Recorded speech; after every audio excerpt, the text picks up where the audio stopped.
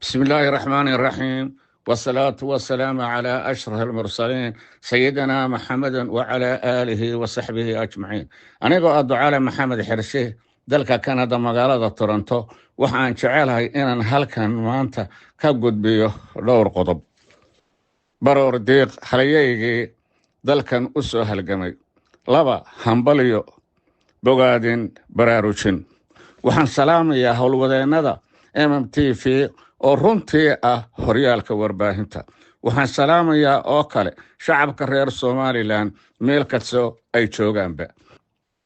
Weli waxaynu ku jiraa murugadii geesigii ina ka baxay, Ilaahay naxariisii janno ha siiye.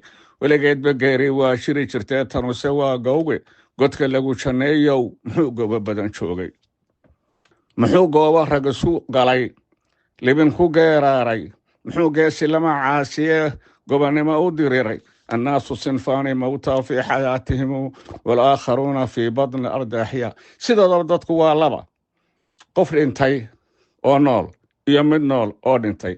macnuhu muxuu yahay? mid nool aan cidina hadal hayn, dadka ka duwanayn, bulshada aan sida ugu lahayn, iyo mid dhintay oo 24 saacadood la hadalahayo aan maskaxda dadka aan ka bixin. dadku labadaas u qaybsamaa. dhaxal buu uga tegay dalkiisa, bal waxaan odhan karaa siilaanyo naxariis eebbaha siiye waa la barjay xoreeyihii Somaliland. markii hore halgankii uu hogaaminayay, mar labaadkiina dib u dhiska qaranka ayuu qayb libaax ka qaatay. waxa uu lahaa sifooyin dadka wax yari ay leeyihiin: aqoon, aragti dheer, aftahanimo, karti, daacad, dulqaad iyo akhlaaq wanaagsan. waxaan soo qaadanayaa laba qodob oo siilaanyo aad ku ogaanayso wuxuu yahay. labada qodob waxaa ka mid ah nin baa dibadaha joogay oo yidhi siilaanyo maxkamadda heeg ha la taago. midna isagoo dalka joogo, isagoo siilaanyo mucaarad yahay, ayuu yidhi yaanu siilaanyo dalka soo gelin. labadiiba wuxuu ka dhigay wasiiro. dulqaadka ayaa leh, dadnimada ayaa leh, ilaahay jannadii ha geeyo. haddaan inta halkaa uga tago, waxaan u gudbayaa hambaliyo iyo bogaadin aan u dirayo madaxweynaha la doortay cabdiraxmaan maxamed cabdulaahi ciro iyo ku-xigeenkiisa maxamed cali. waxaan hambaliyanayaa oo kale madaxweynaha xilka ka sii degaya muuse biixi cabdi. hambaliyo 3 xisbi ee ku guulaysay inay u gudbaan 3 xisbi qaran. hambaliyo dhammaan tartamayaasha sida hufan ee ay u tartameen. hambaliyo shacabka reer Somaliland sida xilkasnimada leh, maamuuska leh, milgaha leh ay u muujiyeen dareenkooda, wadajirkooda, walaalnimadooda, ilbaxnimadooda, deganaanshahooda, daljaceylkooda. doorashadani waxa ay daaha ka fayday, waxa ay caalamka tusay Somaliland waxa ay tahay, oo loo qiray in Somaliland lagu daydo. hambaliyo hambaliyo. waxaan hambaliyanayaa oo kale komishanka qaranka oo ka soo dhalaalay hawshii loo igmaday, iyo in Allah intii gacan ka geysatay hawsha si ay u meel mari lahayd. waxaan jecelahay inaan si gaar ah u bogaadiyo madaxweynaha xilka ka degay mudane muuse biixi cabdi, sida cid waliba ay ku ammaantay doorashooyinkii uu qabtay ee guusha laga gaaray. waxaan marra la ilaawi karin sida gobonnimada leh, geesinimada leh, daacadnimada leh, turaalaha leh ee aad u aqbashay ama uu u aqbalay natiijadii soo baxday. waxaad ka farxisay shacabka reer Somaliland iyo inta khayrka la jecel. waxaad ka nixisay cadowga badan oo filayay sidaan si ahayn in ay dhacdo. waxaad jeexday waddo cad oo kudayasho mudan. tusaalay u tahay ninkii is yidhaahda madaxweynayaasha dambe soo socda, tusaalay u tahay kii ka baydhaana dhib uu kala kulmaya. oo maxay ah? kow, in doorasho la qabto oo aan la faragelin, iyo in natiijada la aqbalo. waa tusaale fiican oo lagugu hambaliyaynayo. waxaan soo qaadanaya intii doorashadaasu socotay 2 arrimood oo dhacday.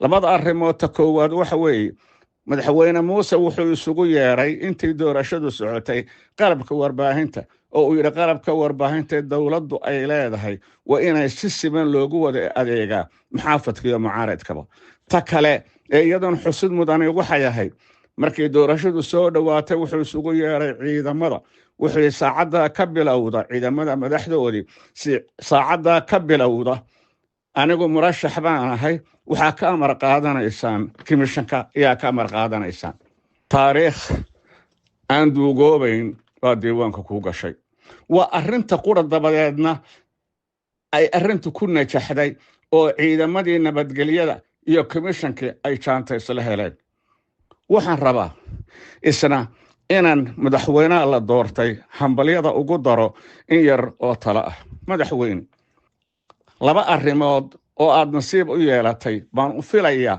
inaad keli la tahay adigu ama aad haysato ta koowaad waxa weeyaan waxaa tahay madaxweynihii ugu horreeyey ee cod intaa leeg ku guulaysta haddaanan qaldanayn ta labaadna waxa weeye ciddii kula tartamaysay oo aqbashay oo weliba ku tiri shacabkii ku tiri ha lala shaqeeyo ha la isgarab taago oo weliba shacabkii Soomaaliland kii hadlaaba kii weliba uu leeyahay ha la isbarbar taago oo madaxweynaha ha lala shaqeeyo oo fiirso haddaba waa maxay sababta shacbigu ku siinayaan ballanqaadka iyo isgarab taaga iyagoo ay ka muuqato khayro wadaninimo iyo xamaasad waxay xusuusan yihiin waxa ay soo mareen waxay arkeen waxa ay qabsadeen waxa oo muuqda cadowga ku hareeraysan ee u hanqaltaagaya inuu dhibaateeyo haddaba madaxweyne arrintan iyo marxaladan adag waxay u baahan tahay in xulasho lagu sameeyo tiimkii kula howlgeli lahaa ee geediga guri barwaaqale ku furi lahaa waxay u baahan tahay darka aad maanta soo xusha laba mid noqonaya mid la bogaadiyo shacabkuna kugu ammaano iyo mid laga mashiiqdo waxaan rajaynayaa inaad soo xuli doonto dad u qalma jagada u qalma inaad soo xuli doonto sidiisaba dadka bini aadmiga ahi ilaahay baa kala fadilay wuxuu u baahan tahay kolley xulashadu aniga ra'yigayga gaaban waxay u baahan tahay in loo eego aqoon in loo eego aragti dheer in loo eego gudbin saddexdaa shardi aan u leeyahay waxa weeyaan mid waa aqoontii oo dee waa lagama maarmaan ta labaadna waxa weeyaan qofku inuu leeyahay aragti dheer ta saddexaadna wuxuu leeyahay oo gudbina waa aftahamadii haddii qofku labadaas sifi hore leeyahay oo waxa uurkiisa ku jira afkiisa aanu bulshada ku qancin karayn dee waxbaa ka maqan nebigu wuxuu calayhi salaatu wasalaam almaru biaxadi asqarayhi alcaqlu wallisaan ta afraad ee iyaduna eebba uun bixiya waxa weeyaan waa kartida madi isma yeelyeeshay Soomaalidu tiraahdaa kartida waa loo kala dhashaa qof baa saddexdaa isle laakiin aan beer bisil kala goynayn oo haddii kanninka kartida le markay mid ka xidhanto mid kale oo xaggeeda waa hibo eebba bixiyo ayuu markiiba ku dhaqaaqaya oo arrintiisa u najaxaysa afartaas sifo haddaan sheego mid shanaad baa jirta oo afartaas soo barkumataal noqonayso waa daacadnimada haddaan qofku hawsha uu qabanayo iyo waxaa daacad ka ahayn waxa uu maamulayana daacadnimadiisa aanu daacad ka ahayn dee wuxuu qabtaa oo barkumataal ayay noqonaysaa sidaa darteed madaxweyne laba haw dulqaadan laba ninkaad xilka u dhiibtay aad aragto inuu la rafanayo oo aanu ka soo bixi karaynin duca qabe intaanu la degin ta labaad iyaduna waxa weeyaan islaantaa gaajoonaysa ubadka aqoontaa haysata baahi halkaa keentay boggeedu beerka ku dhegan yahay cashuurta yaree laga qaado ninka u hungurooda ee hunguri ka galo ilaahana aan ka baqayn aadmigiisana aan ka xishoonaynin duca qabadhe oo weliba dabagal ugu dar madaxweynihii kaa horreeyey waxa loo bixiyay naanaystaasu maxay ahayd waxay ahayd handaraab muxuu handaraabay soo hantidii qarabku leeyahay muu ahaa maraabinha oo uma diidin qof aan cid aanu qalmin ma ammaanba ma cayba haddii isoo loo bixiya laba handaraable ha lagu bixiyo adigana laba handaraable ha lagu bixiyo madaxweyne laba arrimood yaad kaambeynkaagii ku gashay laba arrimood oo muhiima aan isleeyahay labadaasu hadday hirgalaan dalku wuxuu u baahan yahay ma jiro. Ta hore waxay ahayd walaaleeye, waxaad tidhi kambeynkaaga ahaa walaaleeye, oo waxaan walaaleynaya ummadda reer Somaliland. Alxamdulilah, inaad walaalayso oo cadaalad ku xukunto waa waxa lagaaga baahan yahay sida ay midnimadoodu ay u taabagasho. Sideedaba arrimuhu markay yimaadaan waxa la yidhi markay arrin timaado ee wax la isku qabto waxay ku hagaagtaa laba dhinac. Kow, waxa loo dhimay inuu dhaafo, ka wax dhimana inuu ka dhaahiyo. Adigaa lagaa sugayaa dhaahintii iyo bulshadan sidii ballantaadu ahayd sidii aad uga soo bixi lahayd. Waana filayaa insha Allah inaad ka soo baxayso. Ta labaad ee loo dhegtaagaya waxa weeyaan guushuna ku xidhan tahay. Waxaa tiri waxaan ahay nin cadowga Somaliland ku adag shacabka reer Somaliland u naxariis badan ayaan ahay. waa labada arrimood ee loo baahan yahay in shacabkii Soomaaliyeed oo la mideeyo iyo cadowgooda meel la saaro. Haddii labadaa la helo dhammaan baanu ku raaciyo waliba dheeraad.